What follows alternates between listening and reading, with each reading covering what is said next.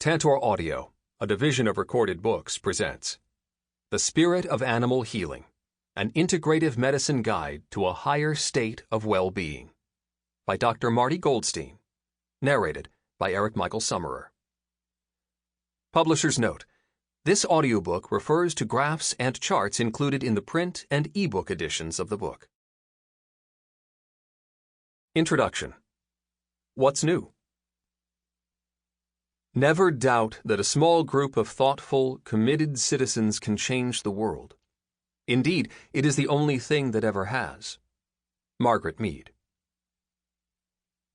In 1999, more than 2 decades ago, I published my first book, The Nature of Animal Healing. This revolutionary act challenged the existing veterinary establishment, which had trained and certified me, while introducing many thousands of pet parents to the principles of integrative medicine, the merging of traditional and alternative treatments into holistic medical practice. I helped pioneer integrative veterinary medicine, over the years gathering with me an ever larger group of like-minded veterinarians and other animal experts. It was a lonely place to be in the beginning, but today I can proudly say that this emerging field we built together has improved the lives of millions of dogs and cats, in many cases extending their lives or saving them outright. In the intervening years, quite a few books have been published providing people with advice and recommendations for enabling nature to do what it does best, to naturally support the health of companion animals. As you'll learn as you listen on, I firmly believe that it's not the primary job of veterinarians or of any other doctors to treat sick patients. It's to help them remain healthy in the first place. We have done so many bad things to our environment, to the food we feed our animal companions, and to the dogs and cats who share their lives with us, that illness is not the exception that it was millennia ago. Now it's expected. It's par for the course. We expect the dogs and cats in our care to get sick, and they do. Then we load them up with more vaccines than they need, more drugs than they need, more medical procedures than they need. As a result, they're sicker than ever. This book is all about getting off the merry-go-round of traditional veterinary practice and trying something different, something better, something more natural. Something that offers the dogs and cats in your life the best opportunity to be healthy throughout their lives and ours. This book is not a do-it-yourself how-to of integrative veterinary practice. You won't find 25 different recipes for the best home-cooked dog or cat dinners, and you won't find recommendations for specific brands of dog and cat food or supplements. Why not?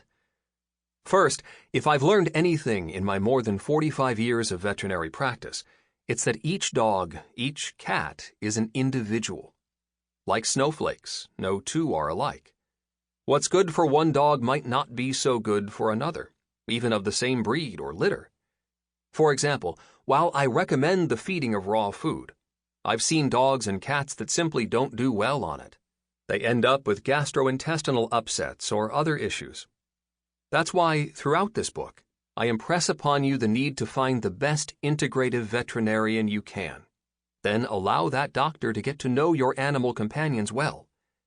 This is how you can be assured they will get the best care possible, perfectly tailored to their unique physiology and needs. As Hippocrates said about the nature of human medicine thousands of years ago, it is far more important to know what person the disease has than what disease the person has. These wise words also apply to our animal friends. Second, as we all know, the world is changing faster than ever. This is as true in veterinary practice as it is in every other aspect of our lives. I can pretty much guarantee, for example, that any recommendation I might make for a specific brand of food or course of supplements would be out of date a year, 5 years, or a decade from now. New products and new therapies are introduced all the time, and old ones are discarded. Consider that smartphones have only been with us for little more than a decade. What kinds of new things will those phones be able to do for us a decade from today? Just look at all the changes they've already been through. While I have no idea what new things my phone will be able to do 10 years from now, I do definitely know that they will be quite different from anything any of us might imagine in our wildest dreams. Change is a given, and it's my goal for this book to remain as accurate and relevant as it can be for as long as possible. Above all, my aim in writing this book is to provide you with a trusted source for the latest thinking in integrative veterinary practice. Some of it might seem to be out on the edge, but most everything we do today in integrative veterinary practice was way out on the edge back in the early 70s when I graduated from veterinary school. My advice to you, the listener and animal lover, is to open your mind to all the possibilities in the world and universe in which we live. We humans don't know everything there is to know, not by a long shot, and there is much still to learn. Most every day I learn something new about how to make the lives of dogs and cats and other animals, ask me about my flock of chickens, better. And we do love our animal companions. According to American Pet Products Association, APPA statistics, Americans share their homes with some 90 million dogs and 94 million cats. Not only that, but we spend more than $75 billion a year on all our animal companions, not just dogs and cats, for food, veterinary care, over-the-counter medications, grooming, and more. For many of us, our animal companions are true members of our families whom we depend on for companionship, loyalty, and love. It's an inseparable bond that has been forged over millennia. Thanks for joining me on my adventure to good health. Now, let's get started. 1. How far have we come? The microbe is nothing. The terrain is everything. Louis Pasteur, on his deathbed. I graduated from the Cornell University College of Veterinary Medicine in 1973. In 2018, I returned to my alma mater to give a talk on integrative veterinary medicine. It was a homecoming of sorts to a school that remains a bastion of conventional veterinary philosophy, just like almost all other university veterinary programs. When I graduated, almost every veterinarian adhered strictly to the time-honored conventional practices taught by schools of veterinary medicine and the powers that be that subsidized these schools. The treatments were cut and dried. If an older dog had cancer, which was relatively rare at the time, you cut out the tumor, or you used powerful drugs to try to kill the cancerous cells, taking healthy cells along with them. If a cat had an infection or allergies, you gave it antibiotics, steroids, or other drugs. Sometimes these treatments had serious side effects, which could turn out to be worse than the original condition we were trying to fix. But we did it because that was what we were taught to do. Unfortunately, not much has changed today, except that the number of treatments currently available has skyrocketed. Cornell gave me 1 hour to speak and conduct a Q&A. And once word got out about my appearance, we filled the hall with eager students. You can't teach everything you need to know about integrative veterinary medicine in just 1 hour, so my major goal was to provide clear and compelling evidence of the efficacy of alternative treatments, that they do work. While the school's old guard faculty and administration are still lukewarm to alternative therapies, the students are extremely curious about them and want to know more. I was told that when Cornell's administration surveyed the student body of the vet school a number of years ago, asking them if they had an interest in or affinity for alternative therapies, 93% said yes. But the Board of Trustees decided to ignore the results, explaining that if they ratified the survey and made changes to the curriculum, it would be like letting the inmates run the prison, and we can't set that precedent. My presentation to the Cornell students wasn't about proving the school or its administration or professors wrong. It was about expanding the consciousness of the audience members, most of whom were students. Integrative veterinary medicine is the future of our profession, not a passing fad. Why? Because it works with mechanisms nature has created to heal instead of just treating symptoms. Unfortunately, So much of conventional medicine suppresses these existing flows. There's more to healing our animal companions than just diagnosing conditions, cutting out tumors, administering medications, or setting broken bones. A spiritual component is just as important, if not more important in many cases, and alternative and integrative therapies draw from this deep well. Early in my presentations, I often project a slide about a book I received in 1981 as part of a select group of people, including Mrs. Anwar Sadat. The book, The Hall of Records, is about the human race finding the entombment of knowledge that was in existence during the time of the building of the Great Pyramid. It presents structural measurements, statistics, and levels of construction accuracy that are impossible to fathom, knowing that the human race at that time had none of today's remarkable technology. According to just one passage from the book, in more modern terms, the pyramid contains enough material to build 30 Empire State Buildings. Clearly, some level of knowledge and ability existed thousands of years ago that is well beyond our current comprehension. And guess what? Acupuncture was laid down in about the same era. I showed my audience a human acupuncture model that has 361 discrete points covering its entire surface. I said, "Do you realize that back then they knew every single point and every single connection to a meridian of energy flow and every connection to every internal organ at a time when it was sacrilegious to dissect the human body? And we're just now beginning to understand the workings of the more than 360 points and the meridians they are on that these ancient healers discovered thousands of years ago. How did they know that? Welcome to the future. Actually, welcome to the past is exactly what I said to them. Integrative medicine is both old and new simultaneously. We know of plants and herbs that have been used by humans for thousands of years to address a variety of illnesses, and they could have an equal or better, more pronounced effect than do modern-day drugs. Many of these same plants and herbs can have a positive effect on the health and wellness of our animal companions. For example, a study conducted by the University of Pennsylvania Medical School revealed that the turkey tail medicinal mushroom has great success in treating one of the most non-responsive cancers in dogs, hemangiosarcoma of the spleen.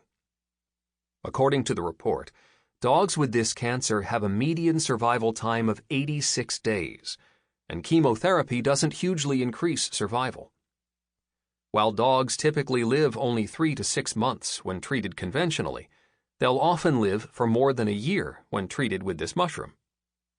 Although the report doesn't discuss quality of life, I have used this medicinal mushroom and several others in clinical practice for more than 15 years and have never seen any adverse reactions, especially compared to those of chemotherapy. How can results such as these be explained? What does science have to say about this? Nature determines how we interact with the world around us, what harms us, what has a neutral effect, and what makes us stronger. My definition of science in the field of medicine is simply man trying to figure out what nature has already created. I explained to the students what cancer is in simple terms, and how today we're looking for what cancer is out in the environment. Surprisingly, it doesn't exist out there. Simply put, cancer is caused by normal cells that go haywire because the immune system is no longer functioning properly.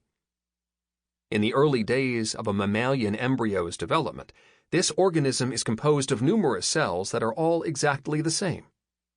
Soon, however, the embryo goes through a miracle of nature called cell differentiation, in which different cell types begin to emerge and organize to form organs and structures in the developing fetus. Again, simply speaking, cancer happens when something screws up this natural mechanism of cell differentiation.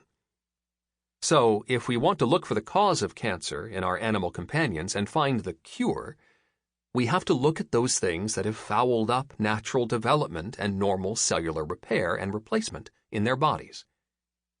There are 3 key factors: genetics, vaccinations, food.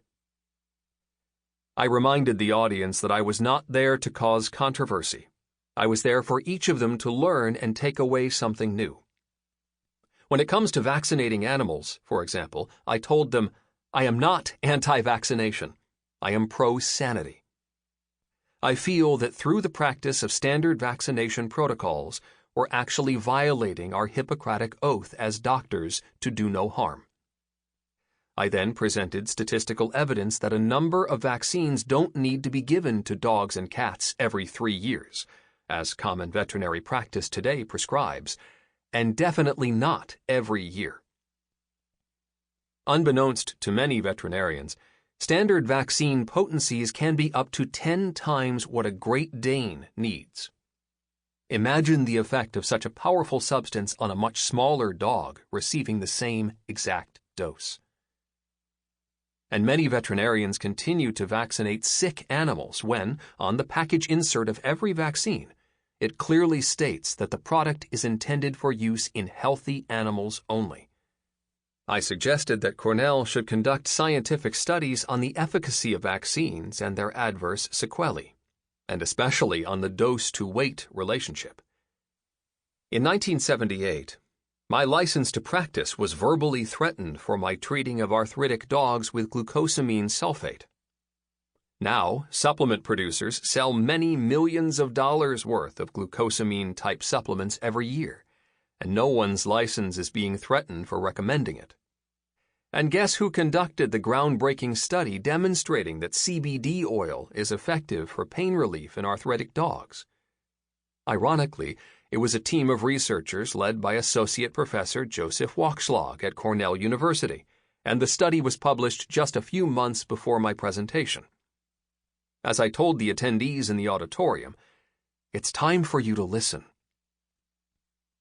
Many of the students who attended my presentation were floored. They loved it.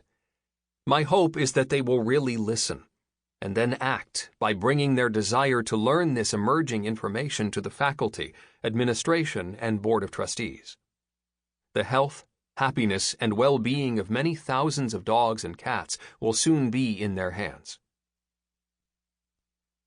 My Swiss vision. Years ago, soon after I joined my brother's veterinary practice in Yorktown Heights, New York, and then became a partner, one of my clients was Edgar Bronfman Sr. Edgar's family made its fortune primarily through their alcohol distilling company, Seagram, and Edgar served for a time as chairman of the company. Edgar's son, Matthew, who was living in Washington, D.C., had a young Labrador named Taylor, after Taylor Vineyards, which was one of the family's wine companies. The dog had a degenerative hereditary shoulder condition called osteochondritis dissecans, and the known effective treatment at the time was surgical repair. It was like hip dysplasia, which was a common degenerative condition of the hips in those days, especially with German Shepherds. Edgar had Taylor flown to New York for a consultation. I examined the dog and put him on a regimen of supplements. A few months later, I got a call from Matthew. He told me that a new X-ray of Taylor's shoulder showed it was back to normal, 100%. "What are you doing?" he asked me. "You know, I'm starting to get into alternative medicine." No. What are you doing? Can I come up and visit you?" "Absolutely." During Matthew's visit, we talked about the holistic pet care company I was starting with my family, and Matthew told me he was interested in investing in it. The first investment of $30,000 from the Bronfman family helped start the family-based company called Lick Your Chops. The first store was built, then several others followed. When Matthew Bronfman married his first wife, Fiona, he flew me to Gstaad, Switzerland for the wedding, all expenses paid. We were in the Swiss Alps, overlooking a beautiful mountain valley. One morning, after days of partying, I decided to go for a run. I desperately needed to get some oxygen inside me to clear my head. I turned on my Sony Walkman and ran up a beautiful alpine mountain road near where we were staying. All of a sudden, 2 little dogs came flying down a driveway at me, barking viciously. I stopped in my tracks and looked directly at them. My mind was still a little fuzzy, but in a serious tone I asked the dogs, "Excuse me? Do you know who you are barking at?" They froze. "You're barking at the person who is someday going to save your entire kingdom. So, if I were you, I would just stop and go back to your house." Although I was just kidding around, to my amazement the two dogs put their tails between their legs and slowly sauntered up the driveway back to the house. As crazy as this may sound, that's the vision I had that revealed to me the person I was about to become. My purpose in life was to save the lives of animals, as many as I possibly could during my life. I didn't know that it was going to take me 45 or 50 years to get there, but it did. As I was going through life building my veterinary practice, things got tough. My brother and I sold our old practice when Bronfman agreed to invest because we were going to create this huge business with Lick Your Chops. But the funding didn't come through in time. We were deeply indebted, debt beyond what you can imagine. My brother set up a small veterinary practice and started to see animals in his garage just to make ends meet because he had a family of 4 to support. It became so popular that he rented space at a kennel, which became the current Smith Ridge Veterinary Center, which was located on Smith Ridge Road in Salem, New York. Being single, I was doing relief work. I was so broke, I would get up Monday morning at 4:30 a.m., cook 8 ears of corn, brown rice, and lettuce, then go to my first job all day Monday and the ER Monday night. I would drive 2 hours up to my friend Howard's practice outside Woodstock and work all day Tuesday. I drove down to Queens Boulevard and worked the ER in Queens, where my life was always at risk, all Tuesday night. Then Wednesday, I would work at my brother's clinic.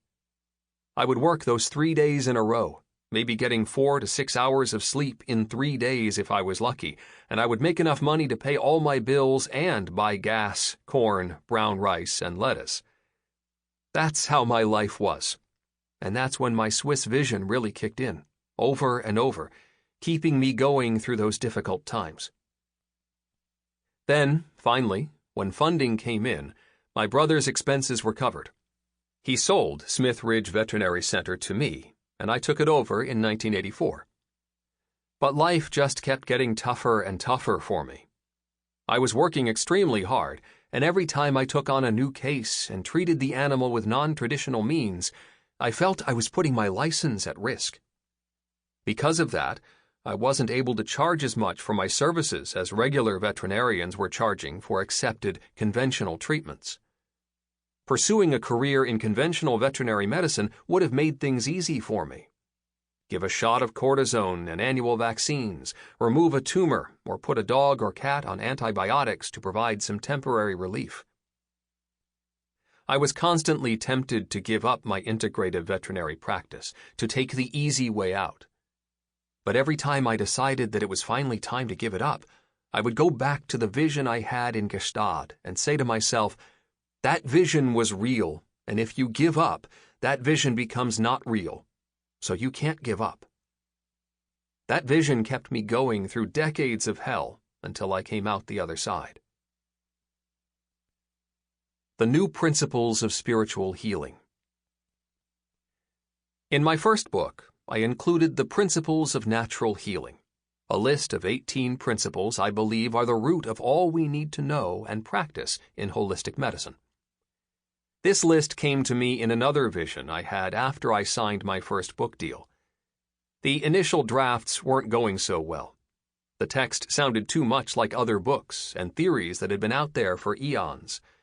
The deadline to submit the manuscript to the publisher was fast approaching, and I was getting increasingly desperate to find the breakthrough I needed to move forward. Finally, I said, I need to get away so I can think. I flew to Jamaica with my friend Daryl, where we commenced 3 days of relaxing fun in the sun.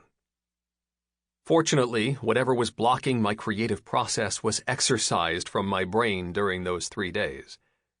On the morning of the 4th day in Jamaica, I told Daryl, leave me alone, go have a good time. Go running, go to the beach, hit the bars, I don't care. It's time for me to start my book. I walked over to a cliff overlooking the ocean with a pad of paper, a pen, and a bottle of local Dragon Stout beer. I sat on a little white bench for maybe 20 or 30 minutes, hitting myself in the head in hopes of sparking a revelation. Everything I could think of to write was the same old, same old. My page was still blank, and I struggled to reach deep inside me for the answer. As I watched the waves crash onto the rocks below, I asked myself, what do you want to say that's so different? I know it's inside you. After quite a few minutes more, and several more punches to the head and swigs out of my beer bottle, I picked up my pen, and like in the film The 10 Commandments by Cecil B. DeMille, the 18 principles flowed out onto the pad of paper, one right after another. I didn't even think about what I was writing. It was as if I were being guided by some mysterious, unknown force. From that moment, with my principles to guide me, the book unfolded naturally. The roots of the entire book were contained in those 18 principles. As I worked to prepare the book you hold in your hands, another 16 principles came to me, which I call the new principles in the spirit of healing. These new principles aren't meant to replace the 18 principles outlined in my first book. They are a supplement to them. As you go through these principles, keep in mind that they apply just as much to our animal companions as they do to ourselves, especially in conjunction with the first 18 principles in the nature of animal healing. 1. My definition of science in the field of medicine is simply man trying to figure out what nature has already created. 2. With any degenerative condition, stability in the face of expected decline is actually improvement. 3. Hope consistently precedes healing. 4. Our companion animals are spiritual beings, perhaps more than we'll ever understand as humans. 5. When considering the big picture of existence and healing, spirituality is superior to physicality. This is more commonly expressed as mind over matter. 6. The best solution is often the simplest one. 7. When designing programs to re-establish health, a vital ingredient in most all is time. Unlike the quick-fix goal of most conventional treatments, healing is a process that takes time. Corollary, have patience with patients. 8. Before disease, there was health. 9. Disease is not something that just happens to you or your animal companions, but something that you allow to happen, either consciously or unconsciously. 10. An illness is nature's way of creating the fundamental conditions necessary for healing, called homeostasis. 11. Cancer is a confusion of nature caused mostly by man to now, in too many cases, outsmart himself. 12. The most predictable thing about cancer, patient to patient, is that it remains mostly unpredictable. 13. Health is not rocket science. Unfortunately, this is what medicine has become. 14. Our animal companions tell us what's wrong with them. We simply need to listen closely and openly. 15.